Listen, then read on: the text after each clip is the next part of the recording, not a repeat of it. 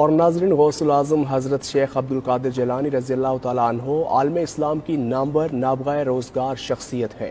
غوث العظم رضی تعالیٰ عنہ کی زندگی پر یہ خصوصی رپورٹ دیکھیے۔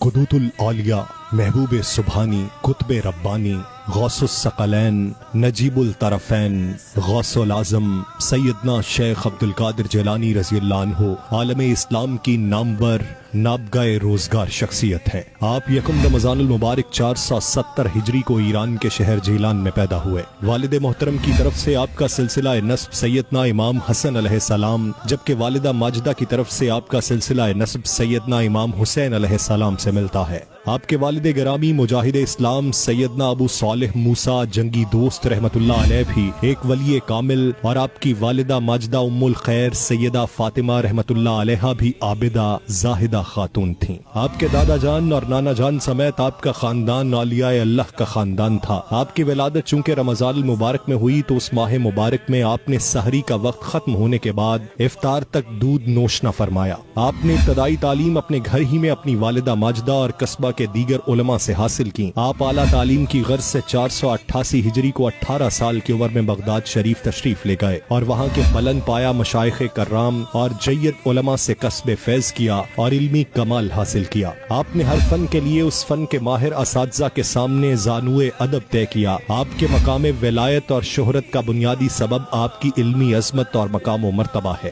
عراق کے گوشے گوشے سے بکثرت علمی سوالات آتے جنہیں پڑھ کر آپ فوراً جواب لکھوا کر ارسال فرماتے۔ علمی وسعت اور قوت حافظہ کا یہ عالم تھا کہ مشکل ترین مسئلے میں بھی کتب کی طرف رجوع کی بہت کم حاجت ہوتی۔ آپ 13 مختلف علوم پڑھاتے تھے اور ہر علم کا علیحدہ علیحدہ وقت مقرر تھا۔ آپ کو علم و عمل، حال اور فتویٰ نویسی کے اقلیم کی حکمرانی حاصل تھی۔ مشکل ترین علمی معاملے کے حل کے لیے آپ ہی کو مشکل کشا سمجھا جاتا اور فقہائے وقت آپ کے جواب پر سرے تسلیم خم کرتے۔ آپ کی مجالس عرفان میں اکتساب علم کی غرض سے بڑے بڑے علماء اور فقہا موجود ہوتے تھے۔ آپ کی مجلس میں شریک ہونے والوں کی تعداد ہزاروں میں ہونے کے باوجود جب آپ واز فرماتے تو تمام لوگوں تک آپ کی آواز برابر پہنچتی۔ سیدنا شیخ عبدالقادر جیلانی رضی اللہ عنہ نے اپنی تعلیمات سے امت مسلمہ کے علمی، عملی، روحانی اور سیاسی و معاشرتی زوال کو نہ صرف ختم کیا بلکہ معرفت الہی اور نبی کریم صلی اللہ علیہ وآلہ وسلم کی محبت و اطاعت کا درس بھی دیا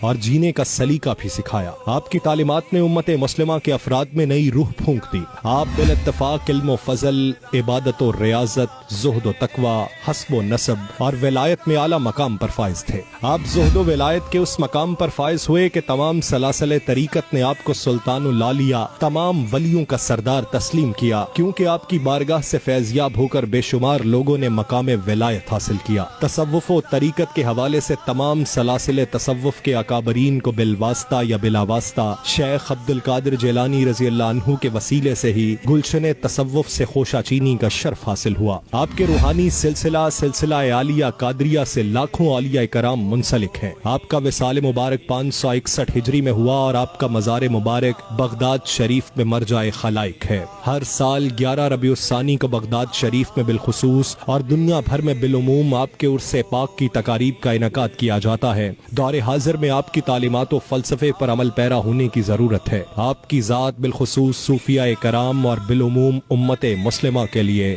مشعل راہ ہے۔